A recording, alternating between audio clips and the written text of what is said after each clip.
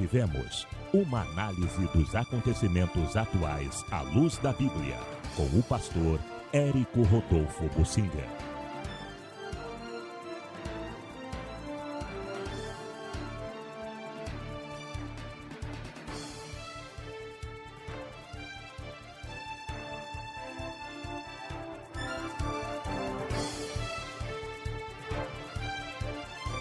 Eu quero comentar mais uma notícia vinda no Gospel Prime a respeito de um movimento intitulado Movimento Brasil de Joelhos, que está convocando a partir de ontem, domingo 18, todo o povo de Deus que quiser aderir para uma jornada de 21 dias de oração e jejum pela pátria, no objetivo de termos uma nação livre. Este movimento é liderado pelo chamado apóstolo Hudson Medeiros, e essa convocatória recebeu o apoio de diversos líderes do país, como Neuza Itioca, por exemplo, líder da Ágape Reconciliação. Existe uma tendência grande no meio de comunidades, até alguns neopentecostais, mas até no seio tradicional, aqueles que se inclinam para a batalha espiritual, para a atuação em uma guerra espiritual.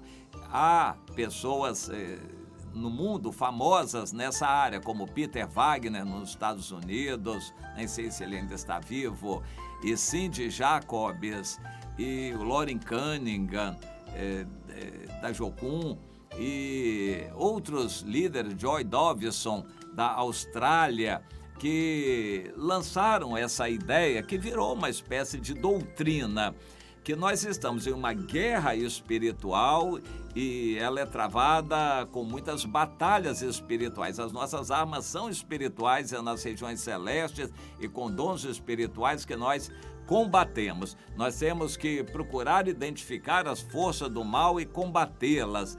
Eles se baseiam muito no texto que Jesus disse que a gente tem que amarrar o valente primeiro para entrar na casa dele e tomar aquela pessoa. Se nós não vencemos os demônios que estão dominando uma casa, nós não vamos ter nem liberdade de pregar o evangelho para as pessoas daquela casa.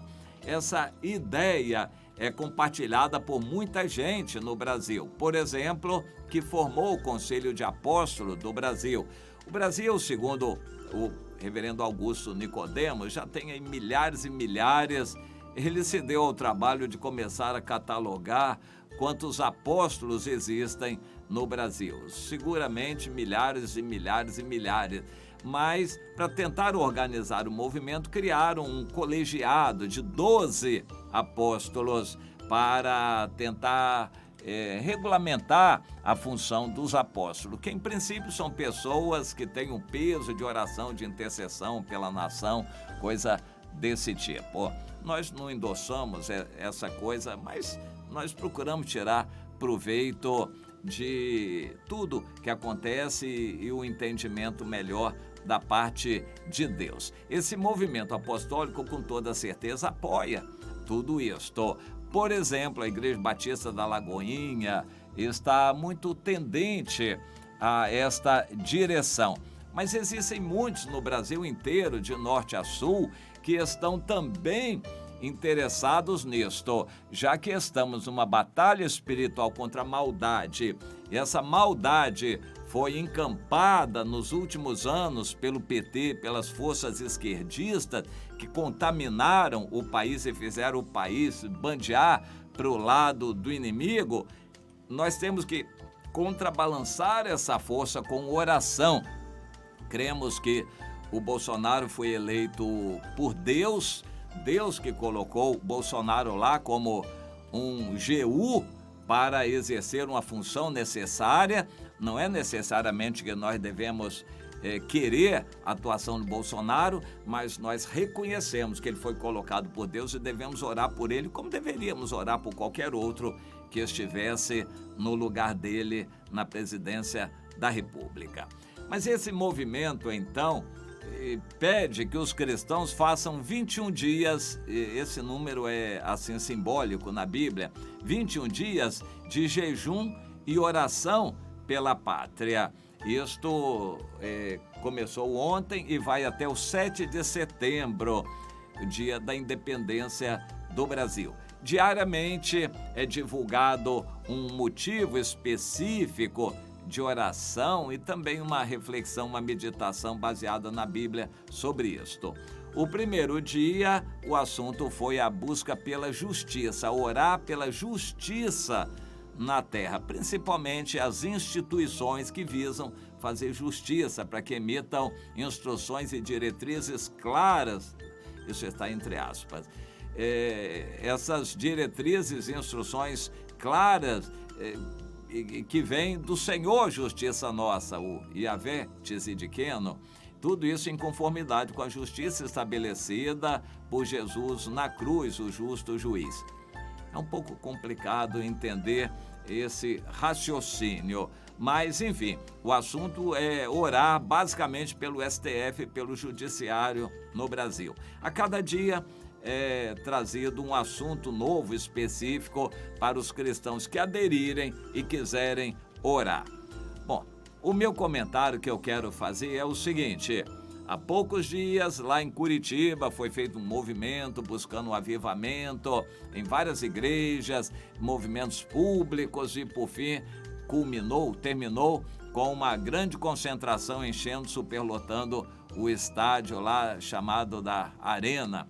E eles estavam ali com vários líderes, reunindo o povo evangélico de Curitiba para orar pela, não só a cidade, mas pela nação.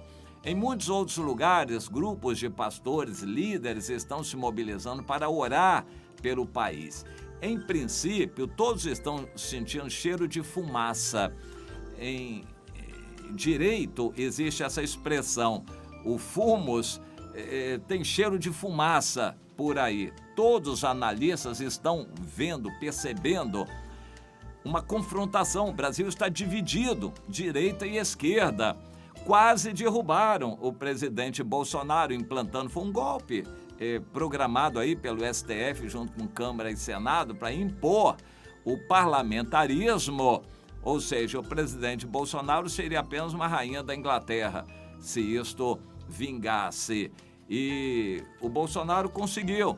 Eu creio que pessoas oraram, muita gente foi para as ruas e denunciaram o Kataguiri, o Movimento Brasil Livre, aí como sendo traidor da direita, mas muito povo foi para a rua naquela época e conseguiram abortar este golpe. A partir daí o Bolsonaro se fortaleceu, tem se fortalecido. Hoje ninguém mais fala nisto, mas está dividido o país e existem nas instituições federais muita gente que não gosta do Bolsonaro, que quer derrubá-lo a todo custo. E o Bolsonaro vai se fortalecendo com as Forças Armadas e outros manifestantes de direita. À medida que o tempo vai passando, ele que não tinha nem o partido direito, o partido dele elegeu um monte de deputados que não tinham ligação uns com os outros, não tinham identidade nem unidade.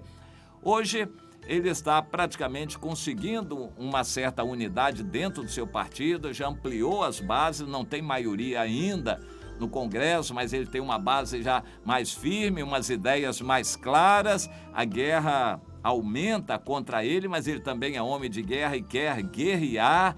Então, todos os analistas, qualquer pessoa de bom senso, vê que não tem saída. Não tem saída. O país está preparado para uma guerra civil, como houve nos Estados Unidos na época de Abraham Lincoln. É uma guerra civil que está para acontecer. Quem pode estar fugindo do Brasil? É muita gente que está indo embora do Brasil, quem pode.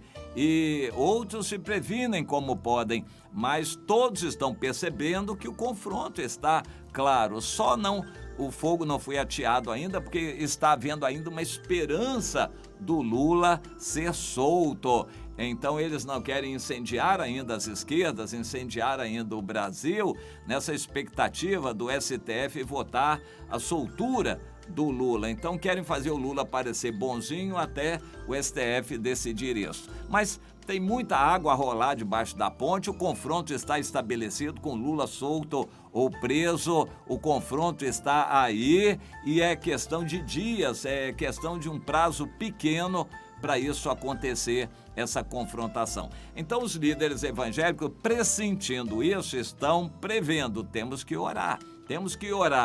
E de norte a sul do Brasil, a maior parte dos líderes evangélicos já está inclinada a entender isso, que temos que orar.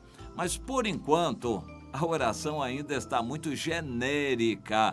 Não entenderam o que Deus está falando, a profecia de Deus. É o seguinte, a crise é de Deus, é a ira de Deus contra o Brasil por causa do povo dele, que está nessa nação que ainda não se arrependeu. O problema não é orar, é se arrepender. Se o povo que se chama pelo meu nome se humilhar, tem que humilhar. Os grandes líderes evangélicos ainda não se humilharam, ainda estão cheios de vento.